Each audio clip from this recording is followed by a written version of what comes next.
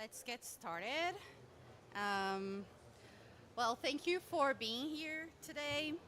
I think we're going to discuss a very, very important topic and one that speaks dearly to my heart, I would say, and we're going to know why in a few minutes. But first, I would like to introduce myself. I am Vanessa Garbini. I'm Brazilian, and I am the VP of Institutional and Government Relations at Mercy for Animals Brazil. I'm going to start, just a brief summary about what the session is going to be about. So our speakers, they're going to talk about the effects of extreme weather on food systems. Very important topic. And more specifically, they're going to show how the expansion of industrial animal agriculture has been contributing to climate change, climate disasters, and impacts on farmers.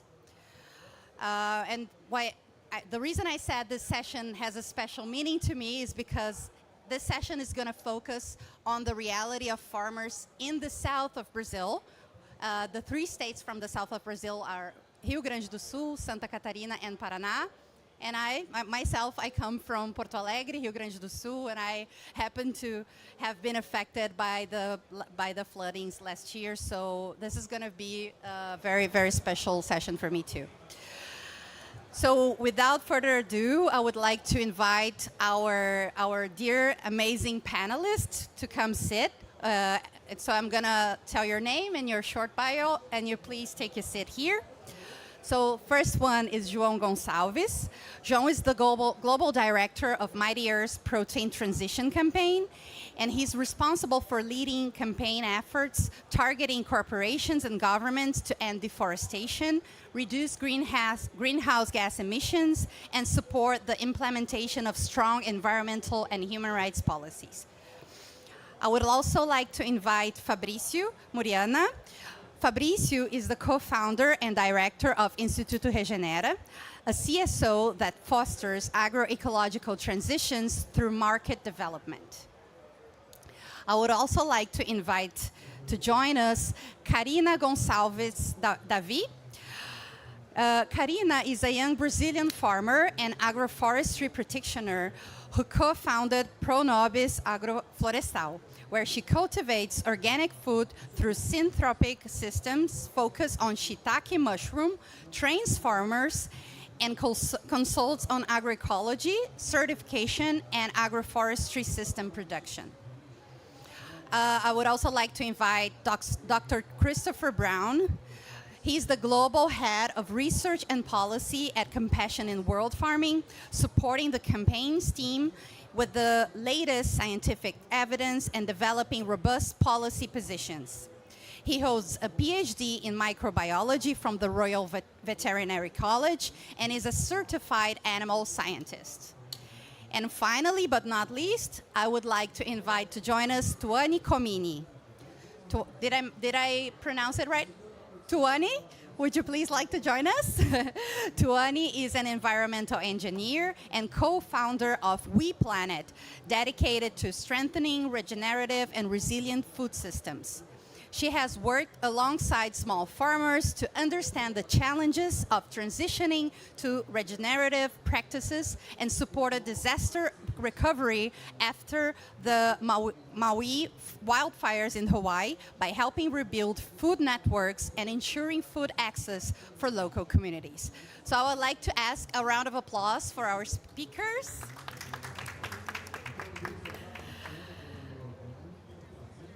Okay, hold on. Do I have a headphone? Oh, remind them that they can. Oh, yeah. Thank you so much. So please, if you can use your headphones, that will make it easier for you to listen to what our speakers are saying. And I'm going to do the same because it's pretty loud, as we all can see.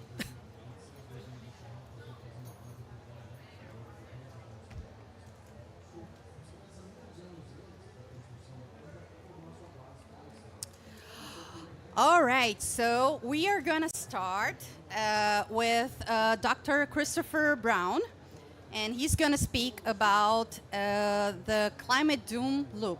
the latest report of compassion in world farming. I think Dr. Christopher, would you like, I think you have slides? Yeah, here? Okay, so please. You can, yeah, you can come here, yeah. However you prefer. Can I? Yeah, yeah. Is that okay, Chris?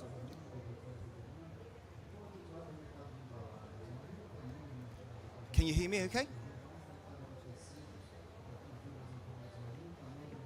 Yep, right.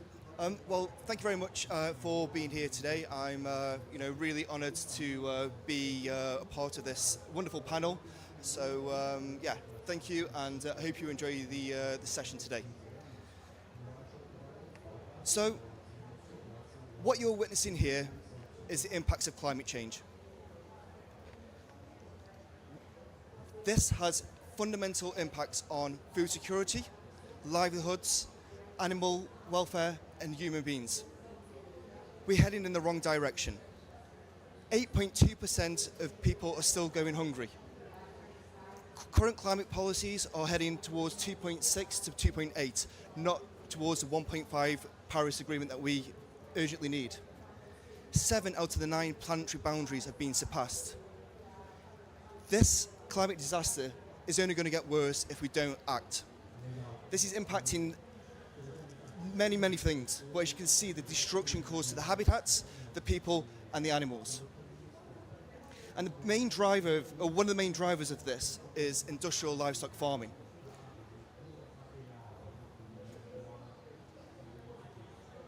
So, back in June of this year, we launched a report looking at climate disasters across 11 countries.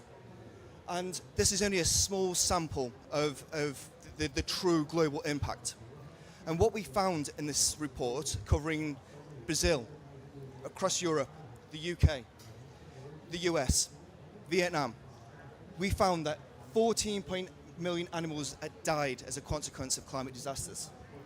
56.4 million people were displaced, and it cost over 120 billion in damages, and approximately 7,000 people had died. In Brazil, at least 1 million animals had died. Over 500,000 people were displaced, and a further 183 people had died. So again, just to remind, this is a very small proportion of the true disasters that are happening and the devastation that it's causing. And as I mentioned, one of the main reasons for this is the growth of industrial livestock. And these two graphs here are the livestock numbers of pigs and poultry. So on the left-hand side is the number of poultry, and that's approximately 1.6 billion birds. And on the opposite side is the number of pigs, and that's around 42 million. And as you can see in this graph, both graphs, the numbers are rising. And this is continued to project well into the 2050s. So looking at these graphs, we try to understand what impact this is having on the ground. So we took it one step further. We decided to look at satellite images to look at what is actually happening on the ground. So as you can see in this series of images, June 2016, there's in Panorama, and apologies for my pronunciations, you'll see that there's no poultry buildings there. But by November 2023, just 8 years, the expansion of poultry farms had grown massively. Now, I think it's important to note as well that these images of the poultry buildings are unique in their size and their appearance. And we use that in order to model. So what we're looking at here is these poultry buildings are about 1,000 meters squared. The other thing to bear in mind that each one of these barns will contain thousands of birds or hundreds of pigs. So using this, we wanted to see what is the kind of impact across 3 states in Brazil. So we needed to model that. So we commissioned some work from a scientist who was able to train a computer model. And again, as I mentioned, these buildings are unique in their size and their appearance. And so the computer modeler was able to look at a database from Google Microsoft Building Database, which has an archive of 2.5 billion buildings. And from this database of all these buildings and looking at these unique sizes of 1,000 meters squared, you could train the models to identify where the buildings were and map the buildings across the 3 states of Brazil. So as you can see in the far right image, there's red squares and there's blue squares. The blue squares indicate buildings which we know about, but we don't know when they were built. This is because the satellite images only go back so far, whereby the red squares are buildings that we know that were built from 2019 onwards. So what we're looking here is looking at the expansion of these farm buildings. So just to note that this is the first time that this work has been done in Brazil. And as you can see in this image, over Panorama, Santa Catarina and Rio Grande do Sul, the 3 states that we'll focus on, this electric blue is almost overtaking the 3 states. And we were able to identify 9,997 industrial farms of pigs and poultry. As I mentioned, we also looked at those farms that were being built after 2019, and we were able to identify 462 farms from 2019. So this shows the expansion of this industry growing. Now, the next few slides are just going to show you what the states look like in a bit more detail. But as you can see in Rio Grande do Sul, majority of the farms, the industrial farms, are located in the north of the region. But as you can see, maybe not from the back, but you can see there's starting to be a spread throughout the main body of the Rio Grande do Sul. Similarly, in Panorama, there's more cluster towards the left-hand side, but it's spread pretty much across the whole of the state. And again, you can see the red farms indicating newly built farms are starting to also disperse across the state. And in Santa Catarina, most of the buildings that you see are located towards the left-hand side. But again, towards the bottom right-hand side, you're starting to see that expansion, and you can start to see more of those red buildings appear, so indicating this growth of industrial farms. And when I was looking at these images, what I was thinking about was, what's this going to look like in 10 years? If we continue the path we're on, are these images going to be full of electric blue? And this has fundamental issues. It's going to increase zoonotic disease. It's forcing out small farmers and smallholders. It's going to increase biodiversity loss, deforestation. All these factors are not the direction we need to be going. So hopefully through this discussion, we'll be able to work together and find solutions that can help reverse what we're seeing here. Thank you very much.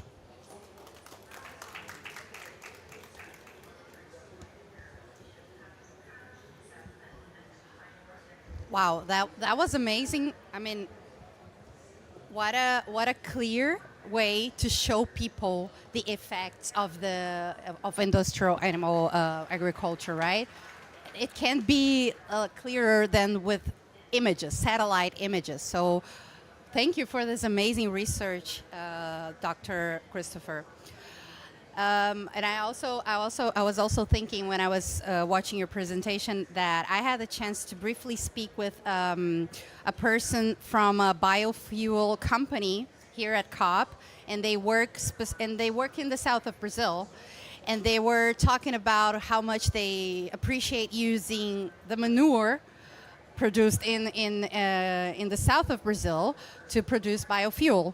And then I said, well, but it's more than you need, right? And then he admitted, yeah, it's way more than needed, and the soil gets, I mean, it doesn't grow anything anymore because of the level of manure. So I think it's important that we remember that, because when we hear about this speech about the use of manure for biofuel, we got to remember that what's being produced in industrial animal agriculture, it's way more than the soil can support, right? And it's way more than we need in order for it to become energy, right? So this is usually used as an excuse here in Brazil, and I think we got to bear that in mind. And I think these images illustrate very well that. Thank you so much. So I'm going to call our next speaker, and please shift places with me because then you can use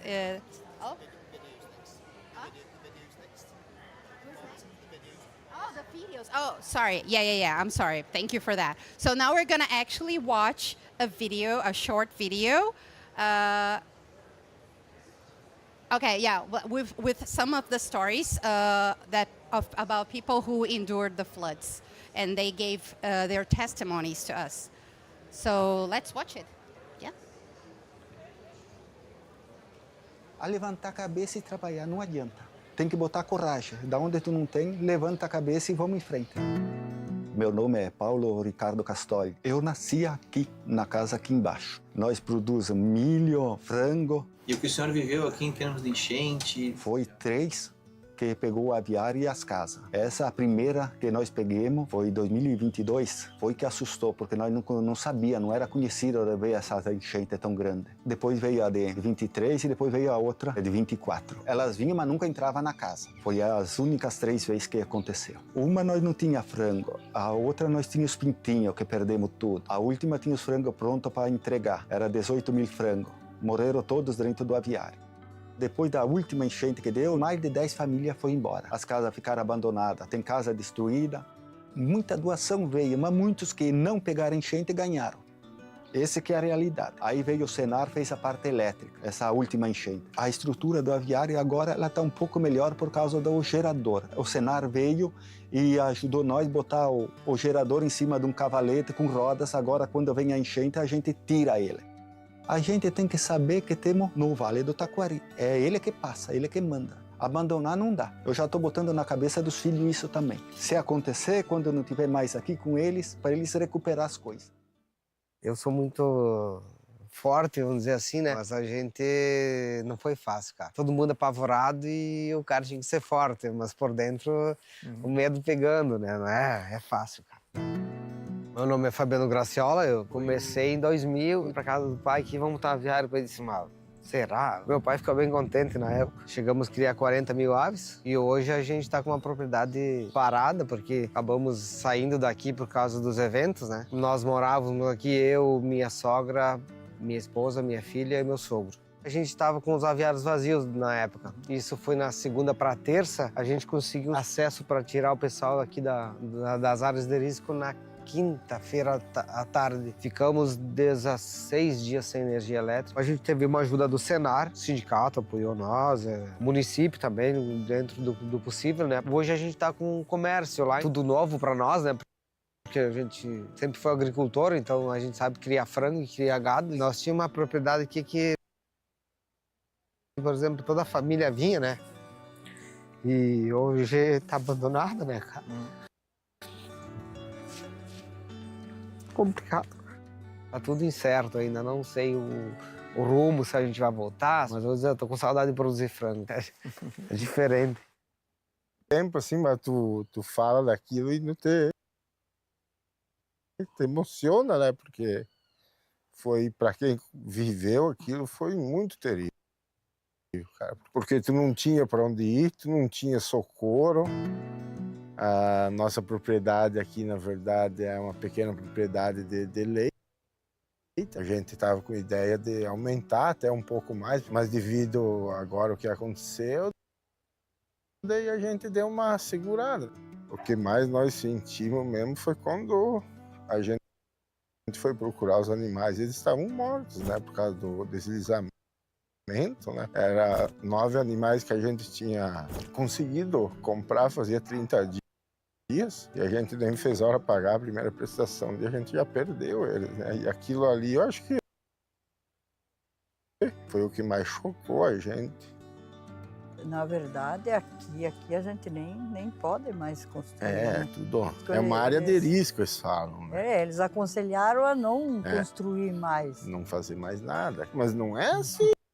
Né, cara? Se o cara chegasse aqui e dizer, não, nós vamos fazer uma casinha lá pra ti, numa área que não tem risco de tu vai lá morar, uma coisa. Agora eles disseram, vai e te vira. Que a gente olhar lá na TV, a gente olhava quando acontecia em outros lugares, terremoto, enchente, aquelas... te dá aquele impacto, cara, mas quando tu vive a situação é totalmente diferente. De 160 animais ficou 10 animais. O meu nome é José Verman. Aqui começou uma história em 68, quando o pai veio para cá. 85, 86, nós começamos a trabalhar com vaca, né? Devagarzinho, fomos crescendo, comprando outro animal e chegamos até um patamar que nós estávamos agora em 2024 e acabamos perdendo isso tudo num piscar de olho, né? Tu tá sentado em cima de um telhado aí, olhando um serviço de 40 anos de dedicação, né? E investimento, e aquilo foi embora, tu não podia fazer nada, né? E aí tinha animais aí que não estavam mortos ainda, né? Tivemos que sacrificar. Foi tudo imagem assim que a gente viu depois da enchente, foi muito cruel. Eu saí com a mochila nas costas ali, de roupa e só. O resto ficou tudo aí. Se não fosse a parte dos voluntários, doações, né? Veio muita coisa. Comida, roupa, isso ninguém se preocupou. Eu diria assim, não se instalam lugares de várzea, onde é que tem rio. Um dia o rio vem. Pode levar 100 anos, como levou a nossa história aqui, era 41, e hoje essa história ficou lá, longe, né? O primeiro passo é tentar pagar as dívidas, para se manter, mas tem que vir alguma ajuda, senão eu não vou conseguir. Não tem nada a esconder. E aí vamos tentar, eu e o rapaz, tocar isso para frente. A minha filha começou a chorar, ela disse assim, como é que vou no escuro subir o muro abaixo de chuva? Estava chuviscando, né? E daí veio a notícia ainda que ia aumentar 6 metros mais, né? Eu me chamo Seno Celso Messer. Eu sou Edmaire Messer, faz 40 anos que a gente mora aqui. E nunca aconteceu o que está acontecendo agora e eu não consigo superar. Uma vaca e 2 terneiros a gente conseguiu salvar. Só que eu perdi tudo que eu tinha dentro de casa. Eu estou em depressão, eu não tenho vergonha de falar, estou me tratando. E tem muita gente que ganhou ajuda, aqui para baixo 5 moradores ganharam e nós ficamos de fora. Fui atrás da Defesa Civil, me falaram que a gente não se enquadrava, que a minha casa estava em pé ainda. Sim, está em pé, mas tudo quebrado, enferrujado a janela, o forro caiu tudo, né, rachou a casa. Vamos acreditar que nunca mais nós vamos passar por essas tragédias. É que ninguém garante essa situação, né? Mas enfim, estamos levando a vida, né?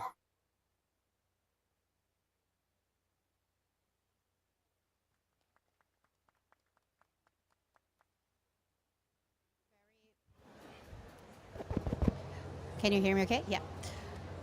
So, very impactful testimonials. I think folks that endured all that are the best people to let us know the reality and what we should do to change that reality. And I think these testimonials they illustrate so well how industrial animal agriculture affects, of course, the planet, right? That's evident. People, you can see small farmers were affected, their personal lives were impacted, their income source was gone, and also the animals. You could see them mentioning so many deaths of animals, losses, right? And also animals that were seriously hurt and they had to put them down. One person even used the word cruelty. So it's cruel to all of us, including the animals. And I also remember the dean of the Federal University of Rio Grande do Sul saying that the University of Rio Grande do Sul had advised the government way in advance of the last flooding events. And I remember she used the term, that's what she said. It surprised a total of 0 people when that happened. And we made all we could months in advance to warn them that that was gonna happen. And they did nothing. So what we see now in Rio Grande do Sul, sorry for focusing on Rio Grande do Sul, it's where I live, but what we see happening right now is not much, even after the last floodings, we don't see much being done to prevent that. And even if something is done, I would say it wouldn't attack the root causes. And the root cause, one of the main ones, is industrial animal agriculture that affects all of us. So now I'd like to invite our speakers to a moderated discussion. So I'm gonna invite you all to provide your inputs on a few questions. And please feel free to grab the mic, and if I'm not talking to you directly and you wanna say something, this is a very fluid conversation. And I would like to kick off with Karina.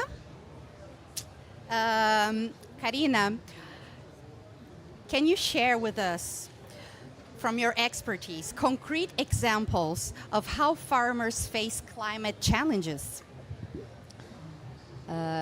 Bom dia. Hello, everyone. First of all, thank you for this invitation and this opportunity to share our experience. So this question, when I saw it, I couldn't come with another answer different than datas, you know. So, of course, I'm from Paraná, first of all, the third state from the south of Brazil. But I'm part of Rede Ecovida de Agroecologia. It is a network of farmers, organic farmers, and we are in the 3 states of the south. So when this situation happened in Rio Grande do Sul, we are in the same organization, the same network, so we were together on this situation. And even if I was not there, I felt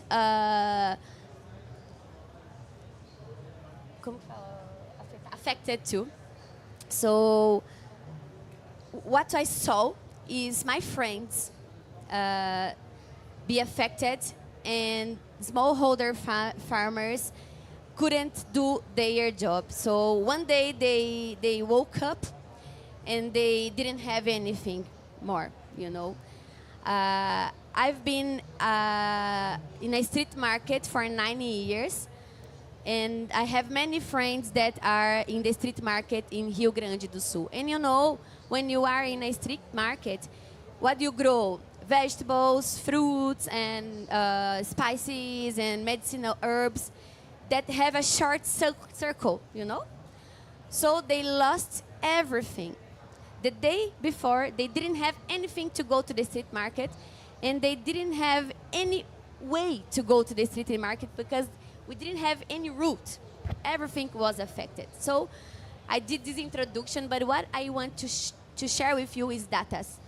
So for this disaster that we had in Rio Grande do Sul, we had more than 200 rural families, properties that was affected.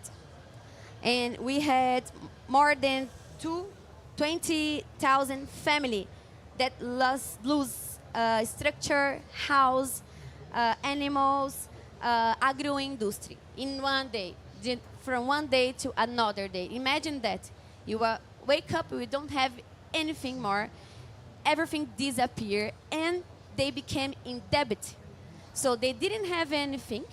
They couldn't go to the street market to sell their products because they didn't have any products, and they didn't have any hope for the next week, for the next month, for the next year, because all their work, all their energy was lost. And we saw it at the video.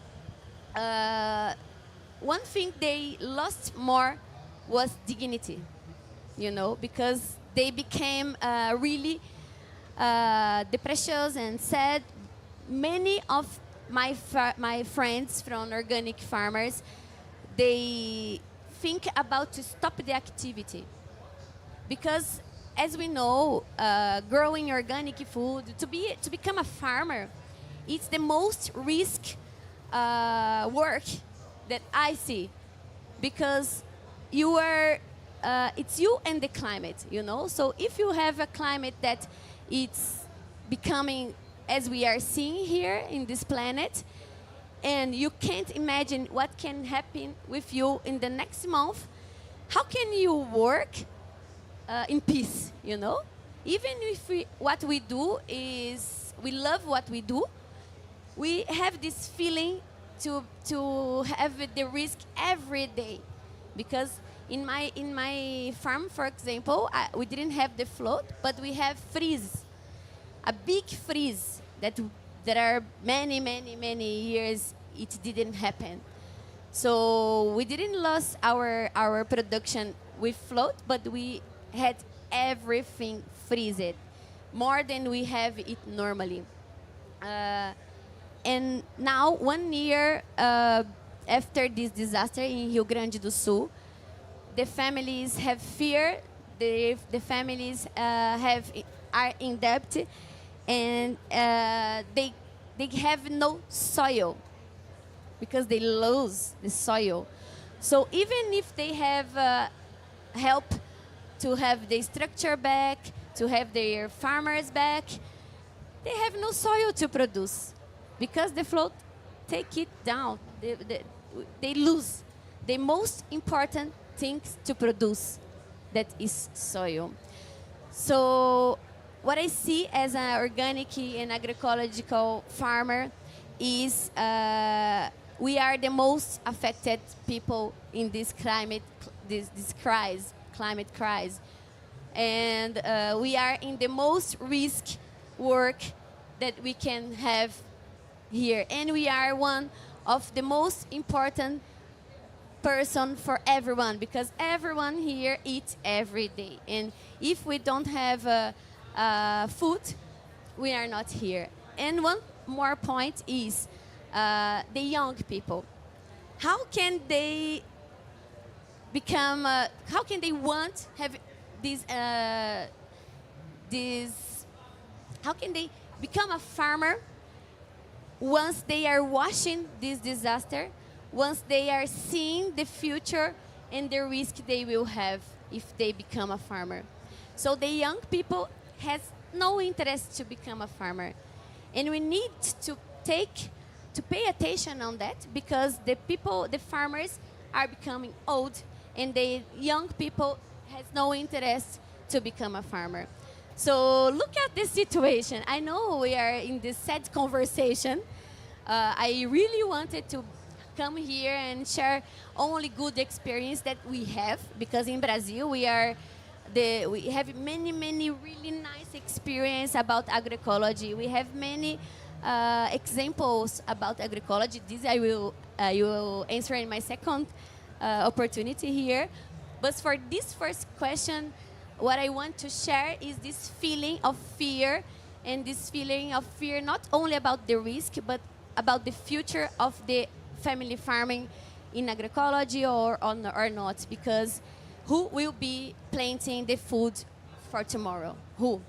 If we have this situation.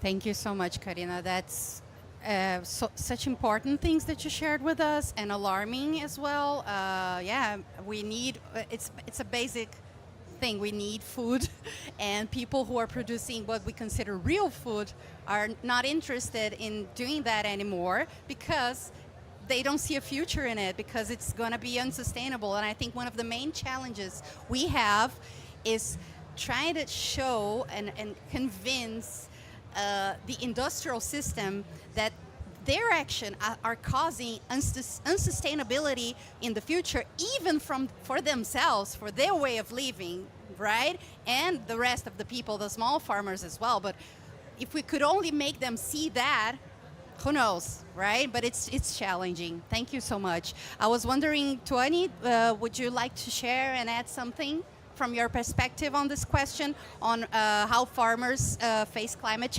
challenges? Yes, I can speak a little bit. Is it on? Yeah. Yeah? Yeah, I think so. Okay. Yeah? Can you hear Tuani? Yes? Okay. Yes, I know we're talking a lot about floods today, which is a reality here in Brazil and the rest of the world. But going to the other extreme cases, I have worked with farmers that... Hold really close, yeah. Okay. Better? Okay. Yes, I have witnessed farmers that are dealing with really dry seasons now, talking about the other side of the extreme events. And personally, I've been on working with farmers that were affected by the Maui fires that happened in Hawaii 2 years ago. And that created a huge impact, not only in the soil, the farmers, they lost crops, they lost equipment, infrastructure, but also in the logistics of the food system in the island. And about that we saw that those dry areas, that most of them were caused by the climate changes that they're facing in the past years, they contributed to spread the fires more rapidly. Added to the strong winds, so it was like we had many reasons for that to happen, but it didn't need to be that way. I can speak a lot about it, but I'll try to be short. But thinking about agricultural aspect, what we saw is that we need to start rebuilding soil. Rebuilding soil, because it was very clear to see that the farmers that were still growing food in traditional, like monoculture, traditional techniques, they were more affected than all the other parts they had their soil built, they were doing agroforestry. So we saw that difference, and yes, using cover crops. There are many ways we can do that, but we need to start choosing regenerative practices to rebuild soil. That was one of the main lessons that we took from it, and yes, and also prepare community to have a rapid response, because it's going to keep happening, unfortunately, and we need to prepare ourselves. Yeah, thank you so much. It is unfortunately, I mean, even though we don't want it, we know it's probably going to happen again before we can stop it. But yeah, thanks for your contributions, Tony. And now I would like to move to Fabrício and João to hear from you on one point that I would like to ask you. So my question is, and maybe we can start with Fabrício and then move to João. How can nature-based solutions like agroforestry or regenerative soil management contribute to both mitigation and adaptation? So what are the trade-off synergies and benefits of these NBS? Thank you for the question, Vanessa. I first would like to thank for the presentation of the video. I believe we are living in a world. Okay, I'm gonna try and be close. I believe we are living in a world in which we are experiencing a kind of a desensibilization. We are samples of desensibilization somehow. When I was listening to the farmers, it reminded me of what's been happening in Gaza, and the way we are seeing hunger being used as a weapon of war. And I believe these types of processes in which we have been through such a tragedy, you see some new nails and some new tools, but it's actually not changing the way it should be. So somehow we were affected economically, so now there is a conversation. All of a sudden we have specialists in adaptation in all of the ministers in Brazil. But coming to what you just asked, back in 2023, when Belém was assigned here to the farmers locally, we work with the agroecological farmers. So first of all, we strongly believe that the agenda has to be of recovering soils, but especially recovering the quality of life of those working in those soils. So that's why we bet on agroecology as the most holistic solution. But the thing is, I see as one of our funders, they asked, so how are these farmers preparing for Belém, for COP30? And we asked the farmer, so what do you expect from a COP? And the question back was, what is a COP? You know, what I'm trying to translate is like, we have to translate mitigation, adaptation, loss and damage to everyday lives of farmers. So first of all, coming to them, listening to what they are saying, is the very beginning of the conversation. For sure, there is the need of a just transition, but understanding that they keep being with their debts after the disaster, that they are forced to adapt without understanding that that is adaptation. You know, when they hear the word adaptation, that does not translate to the type of strategy they're working on. And you can see in the videos the erosion on the soil. So for sure there is the need of a change in the way they are producing, and for sure the way the possibilities they can achieve in terms of market, and only relying on animal protein is definitely you know, a bad option in that case. So showing that demands listening first, and then translating for them what are the options we have in terms of adaptation. And I think I didn't answer directly what you said, but I think the conversation is a little bit before, especially for those who are affected. And the last thing I'm going to say is that more and more we are seeing collaboration between people affected. So listening to the people affected and connecting them to other people affected might generate a solidarity possibility, even in terms of the solutions, of the possibilities we open. I know this is rather bad to say, but we know that it's going to happen more and more in the path we are following. So we have to have a solidarity, just as like water dam affected people do in Brazil for more than 30 years. And well, that's the type of thing that we need to be struggling or to be bringing in this context. Thank you. Thank you, Fabricio. I love how you use solidarity to describe one of the pathways. And we were just hearing from Fabricio before this meeting that he learned right from Fabricio from experience that it's always better to start off conversations with affected farmers by saying, let us know, what do you need? Let's hear first. Let's listen from you first of all, and then work with the struggles you're sharing with us. So that's the starting point, not explaining, lecturing them on anything, but instead hearing and then thinking together, putting our brains to work in their favor, in their benefit. So I think that solidarity is a very strong word that you use, and I really appreciate it. João, please, would you like to contribute? Yes, thank you, Vanessa. Thanks, Compassion, to have us here, and also thank you for bringing these voices to COP30. I think it's very important to listen and to share what the smallholders, what the small farmers are living, not just in the south of Brazil, but everywhere. At the same time, agribusiness in Brazil, the agriculture in Brazil, is responsible for around 75% of the greenhouse emissions of the country. So if we don't change that, that will be, as you said, Vanessa, zero surprise. That's zero surprise that events happened last year. That is zero surprise that something can happen any moment in any part of Brazil and of the world. The only way that we can really transform that, redirect that, is really facing this problem and discussing as a society what is the food system that we want.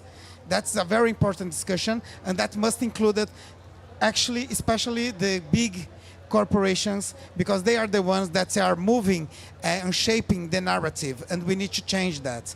Today, we have big companies and many meat companies, animal feed companies that are driving the situation today, and these small farmers, they are the weak chain, the weak part of this agribusiness that we have in Brazil and around the world. If we don't change that, they will continue to be the most vulnerable ones, and they are going to continue to be the most impacted ones.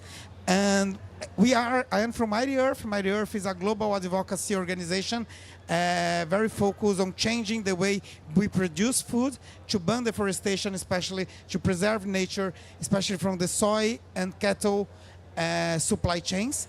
And that's the barrier. I mean, what we can ask to companies. Some things are not that complicated. We need transparency. We need to know where this piece of meat is coming from. We need traceability. We need responsibility. We need less greenwashing and more action, more implementation. So, I guess that's it for now. Thank you. Amazing, João. And adding to what you just said, we need action, we need implementation, and we need transformation. We need to change. We don't need any more incremental measures. We cannot. We are growing exponentially doing what we've been doing. This industrial system is only making things worse, so we got to change the system. If we don't change the system, it won't diminish. It should be that logic. It should be that simple, but it's not what we're seeing. We're seeing cattle raising, cattle production raising, governments planning to raise the number of animals raised. So that has to change, or else just proposing a sustainable measure, those are only incremental measures, and they won't be effective to change the catastrophe that we are already seeing and that we are going to see coming, surprising zero of us. So thank you so much for our speakers, and I would like to invite the audience, if you have any questions, for a short Q&A session. Sorry, anyone has a question? We have microphones here.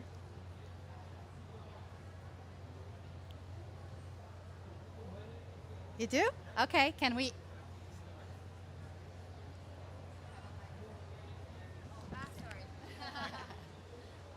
Hello everyone, can you hear me? Okay. My name is Nicolas Chelin. I work at Compassionate War Farming, leading global international affairs. So I have a question for you. We're a COP, and we've heard so much about how climate change and disasters are affecting farmers. So as farmers and as people who work with farmers, if you had one message you would bring to the world leaders who are meeting here today, what would it be? What would you want to be reflected into the negotiations from your point of view?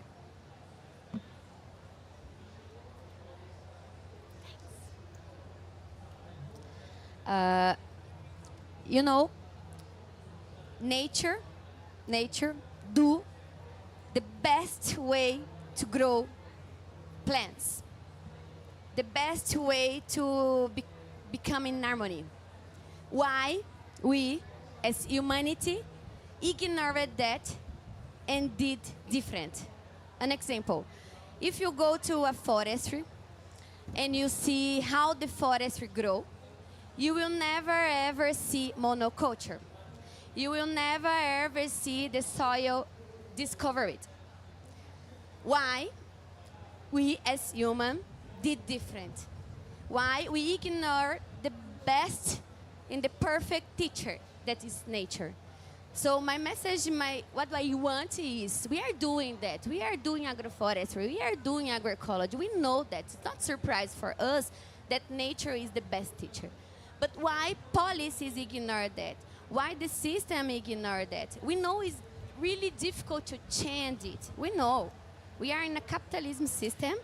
We know it's a disaster, the capitalism. And we know it takes time to change it. So what we need is policies. We need ways to do what nature do and what we love to do. That is produce food in harmony with nature. That's it for me. Okay, Tuane and then João. What I would say in a more practical way, it would be redirecting investments to local agroecological movements. Because sometimes we're just, people are very worried about finding one single solution, talking about Brazil, one single solution for the whole country. But it's going to be different for everyone. It's going to be different for every region, for every kind of soil. We need to start talking to farmers, like we were saying here. They know better than us. they know better than us what are the challenges. They're not here. We try to bring this conversation here, but we need to start talking and creating those spaces of communication. And if we can just start believing in local change, because maybe, yes, it's very complex to think about Brazil because I know it's a huge country, but if we start breaking down the country into like small islands, small regions, and if we have many local transitions happening at the same time, we could maybe create a huge impact in the country. So that's what I would ask. Believe in the local change. Amazing. João, please. Okay, thank you. My elevator pitch for a negotiator would be that's more than time to really include food systems in the climate conversations. It cannot be more like a parallel discussion. It must be in the center of that. And if we don't accept that central, that will never change. For example, a company like JBS, they have the same amount of emissions of Spain, for example. The 10 biggest meat companies, they have emissions much bigger than many countries. So if we don't move, if we don't transform these companies, if we don't transform the way they produce, we will keep devastating the Amazon, devastating the Cerrado to plant soy, to feed especially pigs and poultry. So is that what we want? We want like no forest, to have more pigs and poultry, to send everywhere. I mean, it's not just about Brazil, it's not just about Brazilian forests. We are the biggest exports of these animals. So we are devastating the forest to feed the world. Can we feed the world in the other way? Absolutely. Fabricio, please. Well, I have been following food systems conversations at COP since COP27 in Egypt, and it's remarkable to see that protein transition organizations have been aligning more with family farmers, agroecological farmers, and I would like to complement that because we have to have a sense of solidarity and talk to the negotiators to get their hands and put their feet in the ground and getting to know that the solutions are in there, and for sure they are not listened for very specific reasons. So bringing them to the ground to see the disasters, but also the solutions, which are in there, which are scalable, but they are not being funded correctly. They are not being seen as much as they should. I mean, doing that in solidarity together, aligning all of those movements, that's what I think I would say to the negotiators in here. Totally agree. Thank you so much, Fabricio, and all our speakers. And I know our hearts are a bit broken with the images, testimonials, and the experience we all heard and saw today. But I would like to invite us to try to finish the session on a hopeful note. So I would ask each of our speakers in 1 minute, what motivates you to keep going, right? I want you to connect with your heart and think about, okay, this is why I still do this. This is why I wake up every day and continue doing the work I'm doing. So maybe who wants to start? We can start with Fabricio, João. Fabricio? Okay, Fabricio, then João. Compost is one of the most basic technologies inside any type of food producing system. And compost is about transforming from what's old, what has to die, what has already died. So I compost every day. I like taking some time with my worms, and I really think we should compost what we have. We have the solutions, but some things have to die, unfortunately. Thank you, Fabricio. Yes, and I think it's never impossible to change. The world had faced several other challenges. Maybe this one, the climate change, maybe is the biggest one that the humanity has facing so far. But it's possible to do it different, and we need to do it different. And thank you, João. Tuane, Karina, please. So what make me wake up every day and continue doing what I'm doing? Unfortunately, I don't have a picture here that shows our farm since the beginning till now. So what make me wake up is plant forestry and produce food at the same time. I'm at this farm that are 12 years, and each day, each month, each years, I see more diversity coming.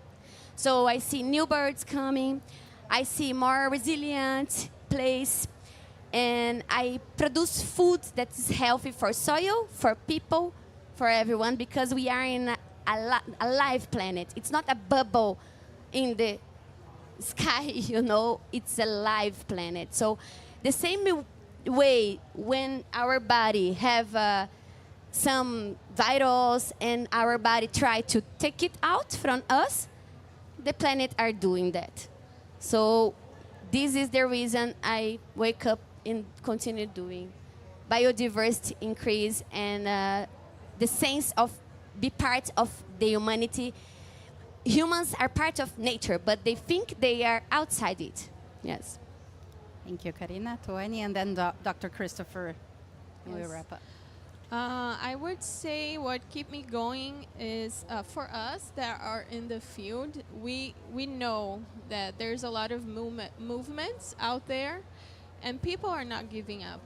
They're speaking louder. They're having their voice. Maybe 10 years ago it wasn't like that, but now they're having more space to speak. And yes, there's a lot of changes happening in a local level.